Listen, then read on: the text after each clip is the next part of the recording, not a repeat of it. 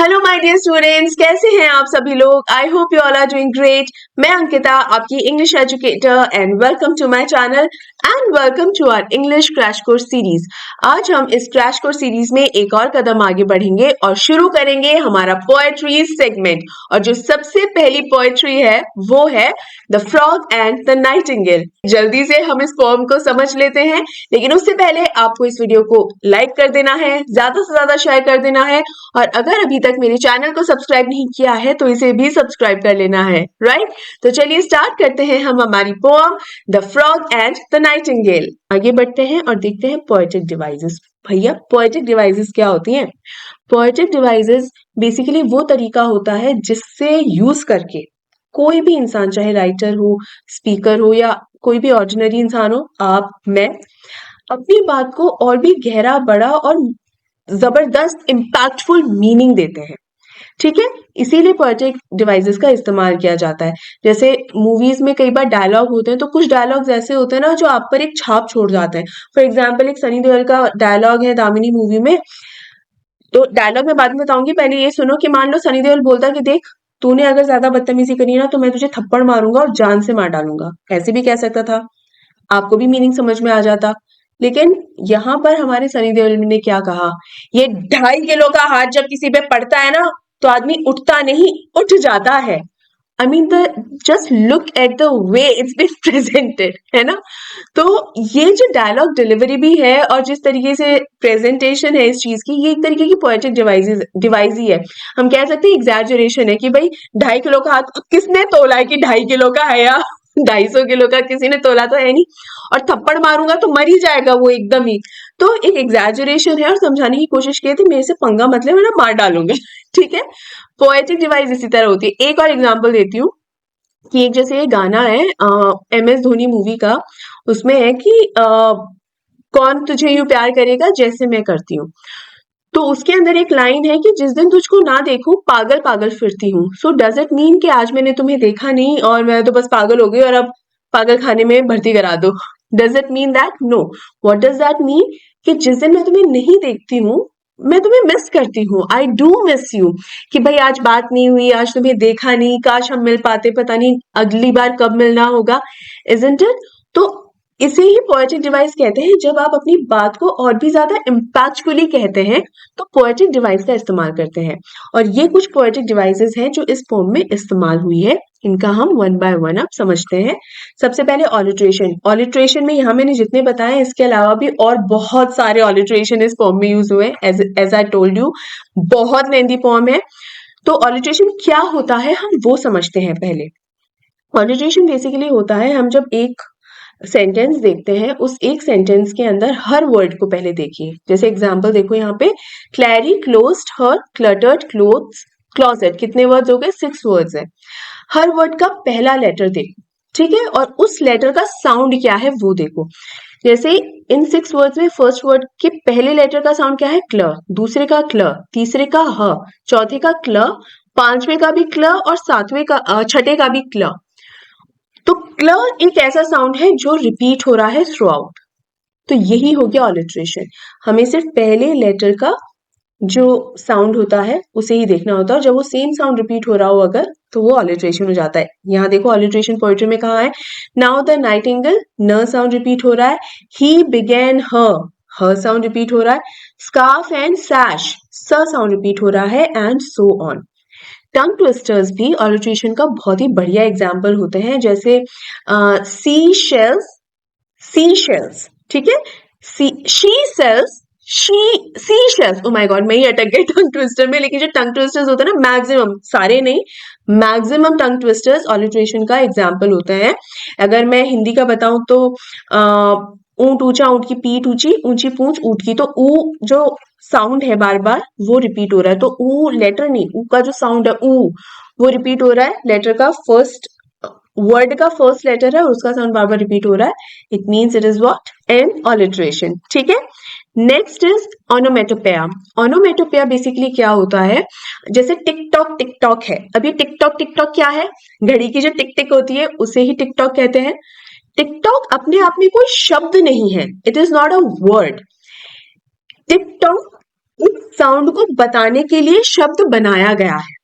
For example जुप, ठीक है, ये एक क्या है, ये जुप ऐसा कोई वर्ड नहीं है, लेकिन ये स्पीड को कि भाई जुप करके कोई निकला, उस स्पीड को दिखाने के लिए, उस साउंड को बताने के लिए एक शब्द बना दिया गया है। इस पोम के अंदर कहां पर है इस तरीके के वर्ड्स? कुआ कुआ, वो जो गाना गाने की जो ट्रेनिंग चल रही होती है ना, कुआ कोएश, अब ये कोई वर्ड्स थोड़ी है, लेकिन ये जो साउंड की आवाज जो है, जो साउंड को जो शब्द दिया गया है ताकि हम पहचान सके, उसको क्या कहा जाता है? ओनोमेटोपिया। ठीक है, तो आई एम श्योर आपको ये अच्छे से समझ में आ गया होगा। एक एग्जाम्पल में एक और वर्ड दिया हुआ है बूम। अब बूम क्या है कि मारा होगा किसी को मुक्का, या हुई होगी किसी दो व्हीकल्स में भिड़ंत, तो ब्लास्ट सा हुआ होगा, तो बूम। तो वो बूम, वो आवाज दिखाने के लिए वो बूम शब्द का इस्तेमाल होता है। So we give a word to a sound, we give a name to the sound, that is onomatopoeia. Next is repetition. Repetition का मतलब होता है किसी भी वर्ड या फ्रेज या स्टैंजा का एज इट इज रिपीट हो जाना। जैसे on and on and on, तो ऑन वर्ड रिपीट हो रहा है। डिड यू रिपीट हो रहा है। कोएश रिपीट हो रहा है, मतलब एज इट इज रिपीट हो जाना। एल्यूजन क्या होता है? एल्यूजन का मतलब होता है एक ऐसा कंपैरिजन जो किसी से डिनोट कर कर समझाने के लिए होता है।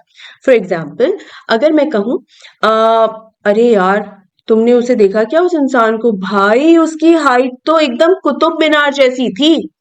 तो हमें एक बार में समझ में आ गया कि वो इंसान बहुत ही टॉल है। What does that mean? कि हम कभी कभी किसी चीज को समझाने के लिए उसका कंपैरिजन किसी ऐसी चीज से करते हैं कि हमें वो क्वालिटी समझ में आ जाती है कि किस बारे में है। यहाँ एग्जाम्पल में लिखा हुआ है chocolate cake is my Achilles heel. Now ये क्या मतलब हुआ? अब एक्यूलीज हील क्या होता है? ट्रोजन वॉर के बारे में आपको पता होगा। ट्रोजन वॉर में एक वॉरियर था जिसका नाम था एक्यूलीज। वो सबसे बहादुर योद्धा था, लेकिन उसकी पूरी बॉडी में उसकी जो हील थी, या एंकल भी कह सकते हैं, ठीक है, वो उसके पूरे शरीर में सबसे ज्यादा कमजोर था, वीक था, और उसी जगह पर तीर लग जाने की वजह से एक्यूलीज मर गया था। तो एक्यूलीज की हील या उसका जो एंकल है वो क्या दर्शाता है? वीकनेस। अब इस सेंटेंस को फिर से पढ़ो। Chocolate cake is my Achilles heel. के अगर मैं नाराज हूं और कोई मुझे चॉकलेट केक खिलाए या चॉकलेट केक ऑफर करे तो मैं झट से मान जाऊंगी, क्योंकि चॉकलेट केक मेरी कमजोरी है। ठीक है, तो इस तरीके के जो कंपैरिजंस होते हैं ना, उसे ही एल्यूजन कहा जाता है। इस पोएट्री में एल्यूजन कहाँ है? Owl of sandwich, duck of Kent, ये वो हाई क्लास है जो नाइटिंगेल के कॉन्सेप्ट में आती थी। मैंने बताया था ना, धीरे धीरे हाई क्लास लोग भी आने लगे थे, एकदम एलीट क्लास, वो भी आने लगे थे। तो आउल ऑफ सैंडविच एक्चुअली में कौन है? आउल ऑफ सैंडविच क्या हुआ? Earl of sandwich. अर्ल जो है वो क्या है? एक रैंक होती है, जैसे किंग एक रैंक है, प्रिंस एक रैंक है, प्रिंसेस एक रैंक है, ड्यूक एक रैंक है, वैसे अर्ल भी एक रैंक है। तो आउल ऑफ सैंडविच बेसिकली क्या बताने की कोशिश की है कि भाई कोई अर्ल आया है, जैसे duck of Kent, duke of Kent. तो इस तरह से समझाने की कोशिश की है कि भाई एक्चुअल में तो कोई ड्यूक आएगा नहीं सुनने के लिए, तो यहाँ पर ये डक आई है, तो डक ड्यूक के हिसाब से कंपेयर किया गया है कि ड्यूक के लेवल की डक है ये, इसीलिए ये एलीट क्लास है। आया समझ में? इसके अलावा जो मोजार्ट है, जो म्यूजिशियन जो मैंने आपको बताया था, फ्रॉग को उस मोजार्ट से कंपेयर किया गया है। ये आउल ऑफ सैंडविच को अर्ल ऑफ सैंडविच से कंपेयर किया गया है कि उतनी हाई क्लास के लोग हैं, और मोजार्ट फ्रॉग को मोजार्ट उतनी हाई क्लास से कंपेयर किया गया है कि मोजार्ट जैसे कंपोजर हो आप मेरे लिए, फ्रॉग मैं आपसे सीखूंगी, अमेजिंग। तो इस तरीके से ये एल्यूजन होता है। आई एम श्योर समझ में आ गया होगा। आगे एनाफोरा। एनाफोरा का मतलब होता है जब कुछ लाइंस, ऐसी कुछ लाइंस जिनकी जो शुरुआती वर्ड्स होते हैं ना वो सेम होते हैं, और वो सारी लाइंस कंटिन्यूअसली आ रही होती हैं, उनमें कोई ब्रेक नहीं होता। For example, for too nervous, for too tense, for too prone. तो जो फर्स्ट दो वर्ड्स है ना, फॉर टू, ये सेम ही आ रहे हैं, और इन दोनों लाइंस के बीच में कोई गैप नहीं है। मान लो इन दोनों लाइंस के बीच में एक और लाइन होती और उसकी बिगिनिंग कुछ और होती, तब एनाफोरा नहीं होता। लेकिन बैक टू बैक कंटिन्यूअसली ये लाइंस आ रही हैं और इनकी बिगिनिंग सेम है, और सेम क्या है? For too. तो ये एक एनाफोरा है। मिनिमम दो लाइंस होती है, मैक्सिमम कितनी भी हो सकती है। ठीक है, नेक्स्ट इज इमेजरी। इमेजरी क्या होता है? जब आपके दिमाग में किसी चीज को लेकर कोई पिक्चर बनती है, एक इमेजिनरी पिक्चर बनती है, उसे ही इमेजरी कहा जाता है। और ये 5 सेंसेस के हिसाब से बनती है। वैसे तो 7 होते हैं, लेकिन आपके सिलेबस में 5 ही है। वो क्या होता है? एक तो विजुअल इमेजरी जो दिखे, ऑडिटरी सुनने वाली, ऑल्फैक्टरी स्मेल की, सूंघने की, और टेक्टाइल टच की, और गस्टेटरी टेस्ट की।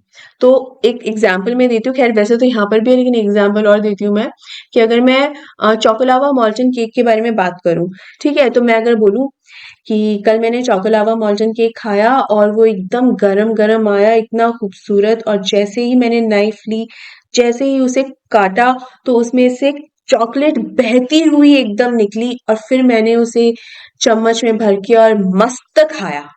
गजब टेस्ट आया। क्या मॉल्टन लावा केक खाने का मन कर रहा है क्या? जरूर कर रहा होगा। मेरा भी बताते बताते करने लगा। खैर, लेकिन आपके दिमाग में क्या क्या इमेज बनी?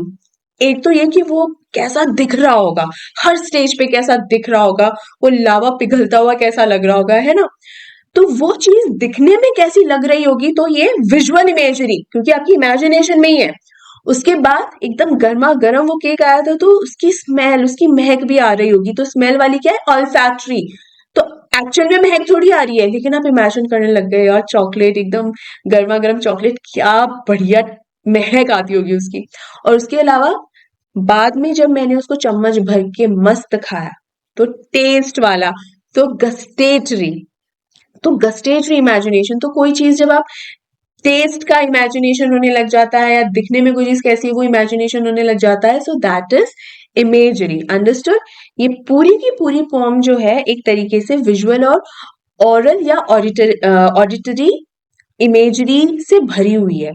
जैसे वो जब गाना गा रहे होते हैं या प्रैक्टिस कर रहे होते हैं, उसकी मेलोडियस वॉइस जब हम सुन रहे होते हैं, तो वो एक ऑडिटरी इमेजरी कहला सकती है। इसके अलावा जितने भी कॉन्सर्ट्स होते हैं नाइटिंगेल के, वो भी बहुत बेहतरीन कॉन्सर्ट्स होते हैं, और उसमें भी जिस तरीके से वो गाना सुनाती है, तो अगेन ऑडिटरी इमेजरी। उसके अलावा जिस तरीके से एक्सप्लेन किया गया है कि कितने एलीट क्लास के लोग, जैसे owl of sandwich, due duck duck of कहाँ की थी?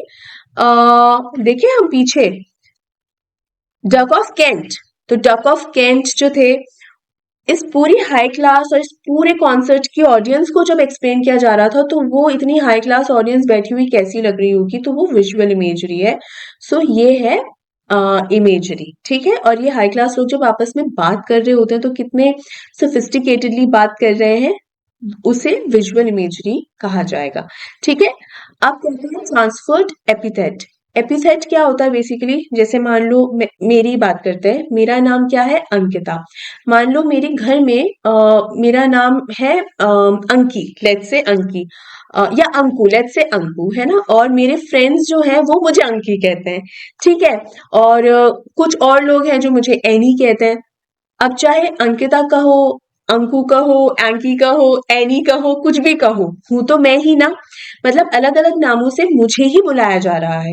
सो इसे ही एपिथेट कहा जाता है। ट्रांसफर्ड एपिथेट क्या होता है कि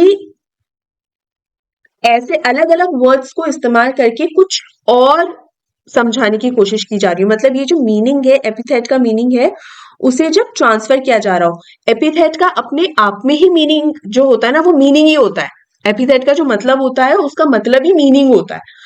the whole admiring bog stage towards the sumac. ये पूरा सेंटेंस क्या बता रहा है कि पूरा का पूरा बॉग सुमैक ट्री को देख रहा था। तो इसका मीनिंग क्या हुआ? that every single creature present in that bog named Bingle was looking at the sumac tree, which means looking at the nightingale who was sitting on that sumac tree. तो जितने भी क्रीचर्स थे वो Nightingale को देख रहे थे basically, इसका ये मतलब निकल कर आता है।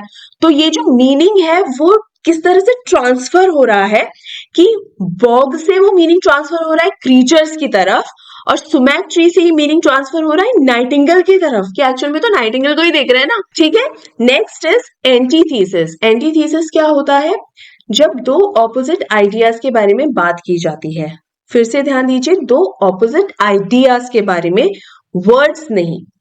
ऑक्सीमोरॉन आपने सुना होगा, वो अच्छे से समझ लो एक बार। ऑक्सीमोरॉन ऐसे दो वर्ड्स होते हैं जो साथ साथ आते हैं, लेकिन दोनों ही वर्ड्स जो होते हैं उनके मीनिंग्स एकदम ऑपोजिट होते हैं, एकदम ऑपोजिट होते हैं।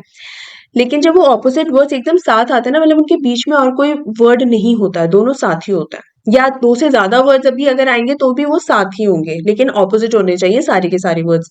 उनका जो मीनिंग होता है सारे वर्ड्स का ऑपोजिट होना चाहिए। लेकिन जब इकट्ठे वो सारे वर्ड्स आएंगे, भले ही मीनिंग एक दूसरे से ऑपोजिट हो, फिर भी कलेक्टिवली वो एक सिंगल मीनिंग देंगे आपको, दैट इज ऑक्सीमोरॉन। अब एंटीथेसिस क्या होता है? दो ऑपोजिट आइडियाज। फॉर एग्जाम्पल देखो, नाउ एंड देन। नाउ अभी, देन तब, मतलब अब और तब दोनों एकदम से ऑपोजिट है एक दूसरे से, लेकिन एंड से सेपरेट हो रहा है। अगर मान लो यहाँ एंड नहीं होता तब तो ये ऑक्सीमोरॉन हो जाता। एंड से सेपरेट हो रहे हैं ये, तो इसलिए ये एंटीथेसिस है कि एकदम ऑपोजिट आइडियाज के बारे में बात हो रही है। उसी तरीके से up and down, it is what? Antithesis. अगर अप डाउन लिखा होता तो क्या हो जाता? Oxymoron. Sweet and bitter, again antithesis. Sweet bitter हो जाता तो ऑक्सीमोरॉन। एज यू नो, बहुत ही लेंदी पोएम है, लेकिन फिर भी मैंने इसको कम से कम शब्दों में बेस्ट तरीके से समझाने की कोशिश की है, एंड आई एम श्योर आपको पूरी तरीके से अच्छे से समझ में आ भी गई होगी। और मैंने इसको डिजाइन इस तरीके से किया है वीडियो को कि इसमें हर इंपॉर्टेंट पॉइंट जो है उसको मैंने कवर किया है। कुछ पॉइंट्स एक्सप्लेनेशन के थ्रू, कुछ पॉइंट्स क्वेश्चंस के थ्रू, इनफैक्ट कुछ पॉइंट्स मैंने पोएटिक डिवाइसेस के थ्रू कवर किए हैं। तो सारी की सारी पोएम इस तरीके से मैंने कवर की है, and it is an important point, तो इसको छोड़कर नहीं जाना है, स्किप नहीं करना है, ठीक है। लेकिन अगर कहीं कोई डाउट रह गया, वैसे तो मुझे यकीन है समझ में आ गया होगा, बट स्टिल अगर कोई डाउट रह गया है बेटा, make sure you ask your doubt. आप जानते हैं मैं आपके हर डाउट को आंसर करती हूँ, चाहे मुझे कमेंट करके करना हो या मैं शॉर्ट्स बनाना हो मुझे उस पर, मैं हमेशा आपके डाउट्स को क्लियर करती हूँ। तो आप अपने डाउट्स मुझसे हमेशा पूछेगा। हमेशा अपना ध्यान रखिए और इस वीडियो को लाइक कीजिए, ज्यादा से ज्यादा शेयर कीजिए, और अगर मेरे चैनल को सब्सक्राइब नहीं किया है तो इसे भी सब्सक्राइब कर लीजिए बेटा। हम मिलते हैं अगले वीडियो में बहुत ही ज्यादा जल्दी। तो अपना ध्यान रखिए, take care and good bye.